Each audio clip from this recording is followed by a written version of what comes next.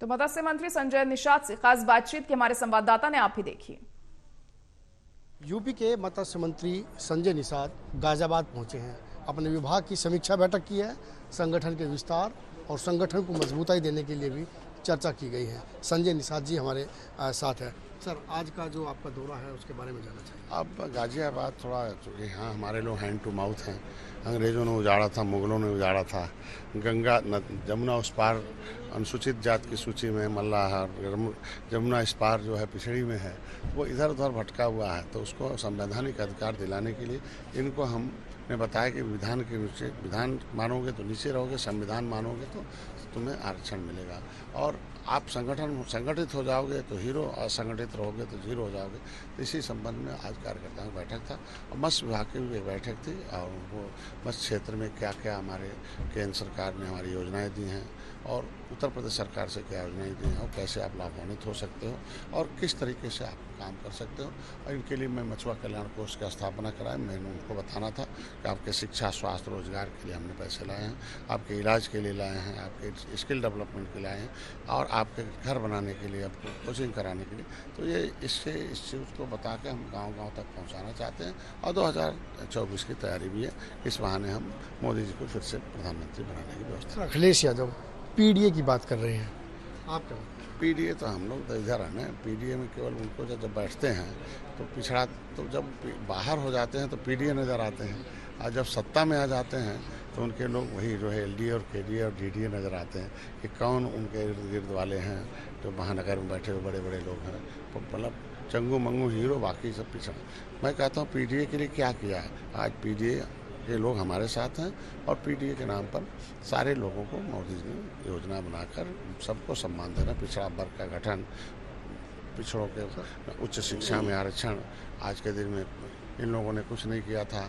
आपने देखा होगा कि नगर पालिका में चुनाव नहीं लड़ पा रहे थे, मोदी जी योगी साथ रहे। आज देखो तो पिछड़ों के साथ हमारी सरकार है, इसलिए ये कहना कि पिछड़ों के साथ हैं ऐसा। 2 अक्टूबर 2017 को भाजपा ने जे रोहिणी आयोग बनाया। उसकी कमेटी की सिफारिश, कमेटी की रिपोर्ट बन करके सरकार के पास है। सरकार सार्वजनिक नहीं कर रही है। आप क्या कहेंगे? ओबीसी की बड़ी मांग है ये। देखिए, ओबीसी के रिपोर्ट में आया था कि 27% आरक्षण में एक विशेष समुदाय के लोगों का कब्जा है, 23% आरक्षण में एक विशेष समुदाय का कब्जा है।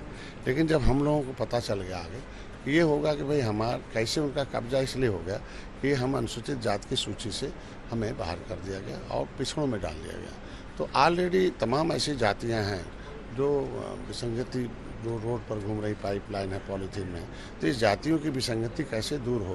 एक नया निश्चित रूप से एक सर्वे चल रहा है विमुक्ति जनता।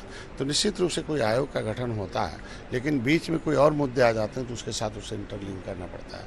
तो इंटरलिंक के वजह से अब सरकार है, कब वो उसको लागू करेगी, समय पर लागू कर दी, समय परिस्थिति के हिसाब से सरकार निर्णय लेती है। उसके ऊपर सरकार निर्णय लेगी समय आने पर। भाजपा से आपका अलायंस है सीटों के बंटवारे को लेकर के? सीट नहीं, जीत की बात करिए। जब से आए हमें 3 जीत दे चुका हूँ, 2019, 2022, 2023, 2024 में जीत दूंगा, सीट भी मिलेगी। इतना कहूँगा कि भोजन भरी थाली आपकी लोकसभा में जाएगी। सर, जो पिछड़ी जाति के लोग हैं उनके एक सवाल मन में बहुत उड़ेरता बहुत बार, क्या जो सामाजिक न्याय की लड़ाई है, जिस बात को लेकर के निषाद पार्टी का गठन हुआ, क्या भाजपा के साथ वो मिल पाएगी? कांग्रेस 70 साल से 60 साल रही, किसी निषाद के बेटे को कभी प्रधानमंत्री के बगल में कोई कागज देते नहीं देखा गया, नहीं सकते। आज के दिन में कभी किसी कैबिनेट में 70 साल से किसी निषाद के बेटे को किसी भी प्रदेश में नहीं रखा गया। 18% आबादी है ना। ये पिछड़ों के नाम पर तमाम पार्टियां बनी, सत्ता में आए, लेकिन वो किसके साथ रखे? कैबिनेट में कौन रहता था? नीतियाँ किसके लिए बनाते थे?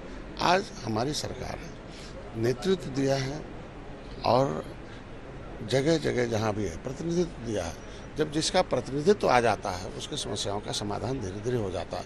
तो जब हर जाति, हर धर्म का प्रतिनिधित्व उत्तर प्रदेश में है, पहले विधानसभा में कैसे लोग आते थे, इतना मर्डर करने वाले, इतना अपराधी, इतना माफिया, इतना दहशतगर्द। लेकिन अभी हमारे इतने नौजवान, इतने किसान, इतने व्यापारी, इतने पीएचडी, इतने वकील, इतने डॉक्टर, इतने इंजीनियर, इतने महिला, इतने पुरुष, इतने हर जाति के लोग लगभग आज विधानसभा में प्रतिनिधित्व। तो जब उनके जाति के लोग प्रतिनिधित्व करने लगते हैं तो निश्चित रूप से उनकी लड़ाई आगे होगी। पीछे क्या थी और आगे क्या आगे है कि निश्चित रूप से आज मोदी जी जब से आए हैं तब से बहुत कुछ प्रतिनिधित्व बदला है। आज के दिन में सत्ता में आने के बाद जो लेवल पिछड़े के नाम पर राजनीति करने वाले, दलितों के नाम पर राजनीति करने वाले सत्ता से दूर इसीलिए हुई कि उन्होंने नाम तो रखा कि हम पिछड़ों की राजनीति करते हैं, हम नाम तो रखा दलितों की राजनीति करते हैं, लेकिन काम नहीं किया। काम मोदी जी ने किया, इसलिए उनके साथ हुआ। खैर, निषाद पार्टी 2024 की तैयारी में लगातार जुटी हुई है और जो दलित और पिछड़ों की लड़ाई लड़ने की बात कर रहे थे वो आज सत्ता से बेदखल हो गए, चूँकि उन्होंने अपनी सोच और अपने मिशन में बेईमानी की। यानी कि निषाद पार्टी पूरी तरह जो है एनडीए के साथ है। Karanveer Kashyap, Total News, Ghaziabad. और ज्यादा जानकारी के लिए हमारे संवाददाता लाइव जुड़ चुके हैं, करणवीर कश्यप इस वक्त। करणवीर, तो आपकी बात हुई है संजय निषाद से, काफी कुछ बातें उन्होंने यहाँ पर कही हैं, जिस तरीके से अगले चुनावों में यानी 2024 में भी बीजेपी की ही सरकार बनने का दावा भी उन्होंने भरा, और क्या कुछ खास रहा इस दौरान? जहरा, देखिए, निषाद मंत्री है, कैबिनेट का मंत्री उन पर है उत्तर प्रदेश सरकार के अंदर, और अपने आप में मजबूत नेता के तौर पर जाने जाते हैं। पिछड़ी जातियों की राजनीति करते हैं और जिस तरह से पूर्व मुख्यमंत्री समाजवादी पार्टी ने पीडीए यानी पिछड़ा, दलित और अल्पसंख्यक का नारा दिया है, उसको लेकर के भारतीय जनता पार्टी में भी कहीं ना कहीं बेचैनी है। और उस बेचैनी को दूर करने के लिए जो भाजपा के अंदर पिछड़े वर्ग के नेता काम कर रहे हैं, उनको एक्टिव किया है। लगातार वे तमाम लोग अलग अलग इलाकों में जा रहे हैं और अपने लोगों को जागरूक कर रहे हैं। यानी कि 2024 की जो दिलचस्प लड़ाई होने वाली है उसमें सभी ये दावेदारी कर रहे हैं कि हमारी जीत होगी। कल जो निषाद जो हैं वो संजय निषाद कल गाजियाबाद में थे और उन्होंने अपने विभाग के कार्यों की समीक्षा की। समीक्षा के दौरान उन्होंने इस तरह के कार्यों की समीक्षा की जो दलितों से जुड़े हुए कार्य हैं, ओबीसी के लोगों से जुड़े हुए कार्य हैं, पिछड़ी जाति से, मत्स्य, मछुआरा, इन लोगों से जुड़े हैं। यानी कि सरकार में उन लोगों के लिए जो योजना बनाई गई थी और उस योजना का लाभ सरकार के द्वारा उन लोगों को दिया जाना था, क्या वो लाभ उन लोगों तक पहुंच पाया या नहीं। विभाग में इस तरह के कामों की समीक्षा की गई और उसके बाद अपना रिपोर्ट कार्ड इन्होंने पेश किया। इन्होंने बताया कि लगातार जो निषाद समाज है वो जिस तरह से निषाद पार्टी काम कर रही है और जो इनका मत्स्य विभाग है, उत्तर प्रदेश सरकार का मंत्रालय है, उसने हजारों की तादाद में लोगों को रोजगार दिए हैं। उनकी आजीविका चलाने के लिए मत्स्य पालन की बहुत सारी योजनाएं चलाई हैं। साथ ही साथ पश्चिम उत्तर प्रदेश में उनका कल का दौरा इसलिए भी महत्वपूर्ण है क्योंकि पश्चिम उत्तर प्रदेश सांप्रदायिक ध्रुवीकरण की राजनीति पर यहाँ पर जो होती है उसको लेकर के, क्योंकि भारतीय जनता पार्टी किसी भी तरह से कमजोर नहीं है पड़े अपने अलायंस को लेकर के। बीजेपी अपने अलायंस जुड़े हुए तमाम नेताओं को ऐसे इलाके में दौरा करा रही है और उन मुद्दों पर चर्चा करा रही है जिन मुद्दों को लेकर के भारतीय जनता पार्टी की केंद्र की और यूपी योगी जी की जो राज्य की सरकार है उन सब ने मिलकर के काम किया है और उसी का बखान कल संजय निषाद ने गाजियाबाद में किया है।